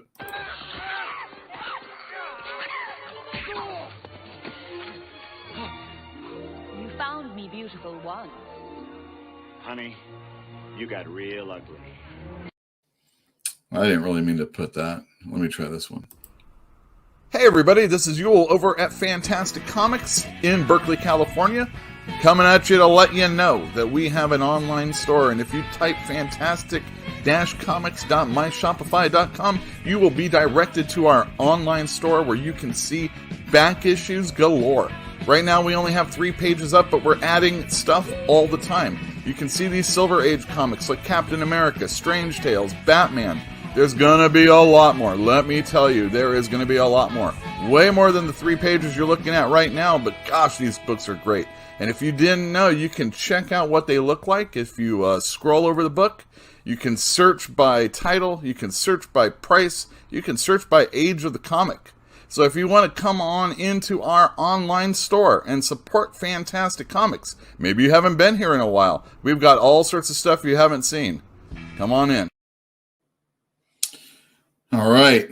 Let's see. This dog is the most powerful canine in the various comic multiverses. Did someone say back issues, Eric Breen? And not only that, but we are making repricing, so they're not as expensive as they once were. All right, the correct answer is... Sorry. No, the correct answer is who is Gizmo. Oh, Gizmo's the most powerful canine in the multiverses. Comic multiverses. All right. I was going to have a discussion about a comic book, but we are running so very, very late. I'm just going to show you some books that are coming out tomorrow and some things that you should probably pay attention to. All right, here we go. First up, here's the new comics for tomorrow. Well, actually today, you could have got Batman 108. We have a brand new character, Miracle Molly. That's awesome. Let me put this patrons thing up also. Next up, we have Eve #1. This is a Victor Lavalle book. He's done some other Boom stuff, or I think it's off of novels. Anyway, Fear Case. This is by Matt Kent with Tyler Jenkins, and they've worked together before. And it's issue #4, maybe 5. The Good Asian. This is a miniseries from Image by Pornshok Pishotstot. I forget how to say his name. He's a guy who did Infidel for Image a few years ago, which was about an apartment building whose floor blew up, and there was like terrorist reasons and stuff like that. It was horror.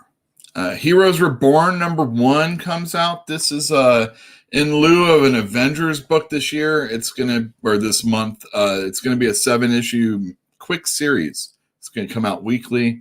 And if you're a fan of Jason Aaron or Ed McGuinness or just what if stories, this is probably for you. Hey Kids Comics. This is volume 2, written and drawn by Howard Chaykin. If you want a fictionalized account of what happened in comics history, this is for you. Marjorie Finnegan, Temporal Criminal is by Garth Ennis. I don't think I really need to say anymore. Noctera, this has been selling out. I've been selling a lot of copies, and Scott Snyder and Tony Daniel. Tony Daniel is doing great artwork. You should definitely check that out. Amazing Spider-Man 65. This is part of the King's Ransom storyline that's been going on. This Vincentini is the artist, and he's pretty good. Star Wars War of the Bounty Hunters. This is an alpha issue, I do believe. And this is going to run through all the different Star Wars books. And if you're a fan of Bounty Hunters, and especially Boba Fett, or you're a lapsed Star Wars fan, this is the time to pick it up. This is Thanos Marvel Tales. For like $7.99, you get the entire story of Thanos that they're putting forward. I think this is... I think it's called Thanos Infinity. I can't remember what the name of it is. We already saw Beckstar. Can't wait to read that. And that's pretty much everything that's coming out tomorrow that I thought was worthwhile. So let's see all these comments since then. Fantinuum. You would have been called the bad Asian. Yeah, Good Asian. I'm telling you, man, that Pishotstot, I think that's how you say his last name. He did really good on Infidel, and it was a thoughtful story about race. And like I said, there's this horror story going on in it, and it was pretty cool. Yeah, I'm not the biggest horror dude, so it's not. I only have enough time for like 1 or 2 in my life at any one time, and maybe it's time for another one. Although I don't think The Good Asian is that. I think it's more like a noir, Dashiell Hammett type thing. But I could be wrong, so check it out tomorrow. And don't forget to go to your local comic store. Oh, look what we got in. At Fantastic Comics. I set that up so you can see it. We got Day Tripper back in. That makes me so happy. And thanks to Steve and Mike D for either renewing or becoming patrons. We have 20 people that are doing such a thing, and that is really awesome. And it's very helpful to keep everything going right now, because it's still one of those funky times in this this world.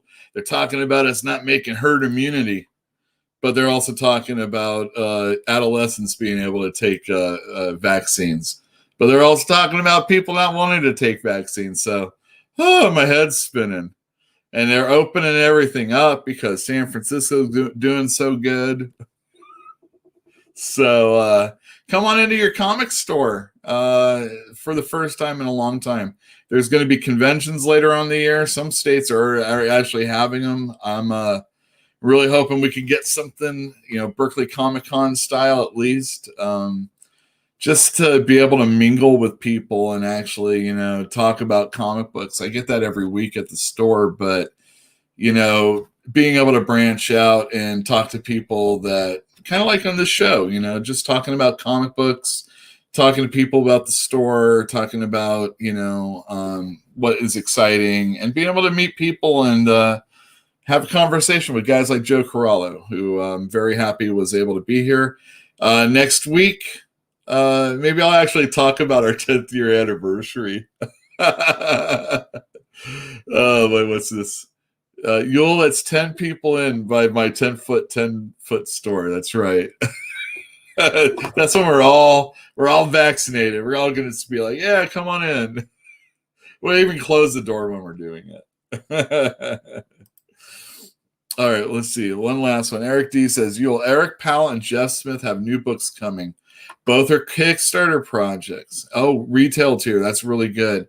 I love Eric Powell, and Jeff Smith is, boy, when I first, man, let me tell you, when I first read, I used to go to San Diego all the time, and this was back when San Diego, you could get in same day, you go ahead and stand up, get tickets, and you go on in and whatever. And Jeff Smith already had Bone, the first 6 issues collected. And I went back to my hotel with that book, and I was always into, especially at cons, it always feels like so sad, creators not being able to like shill their stuff to the people walking by and stuff like that. And I wouldn't say I was like trying to, help a dude out or anything like that. Yeah, it looked really cool, and it was something that was very interesting. And Bone, wow, I have sold so many Bones, whether I worked at another store or I owned a store, and I've worked at other stores like 2 or 3 times during Bones run. And it's a fantastic, fantastic series. And Jeff Smith is amazing. And it took a long time for him to get that out, probably because of like failed movie deals or whatever. What a shame that hasn't been animated yet. I mean, it's all done. He has so many characters and so many other stories. Jeff Smith, and I would, oh my God, I mean, selling that comic was so easy, and like that was one of, in the 90s when everything's about guns and boobs and butts and bullets and steroids and action and lines and all this other stuff. There was Bone coming out, and it was so different and so perfect. It almost feels like it could only exist in that time, but it is still just a fantastic story. And if you have kids, it's like one of those things you read to them. And if you don't have kids, or you have a girlfriend that you want to get them into a comic, or just an outsider that you want to like see if you can get them to read a comic book, read Bone. It's excellent. Yeah. And I'll order it for you if I don't have it in. Thank you, everybody, for tuning in. Sequential Geek, I saw that you handled that in chat, but nonetheless, I'm super happy to mail it. All you have to do is contact me. Check back in with us next week, and until then, buy some comic books.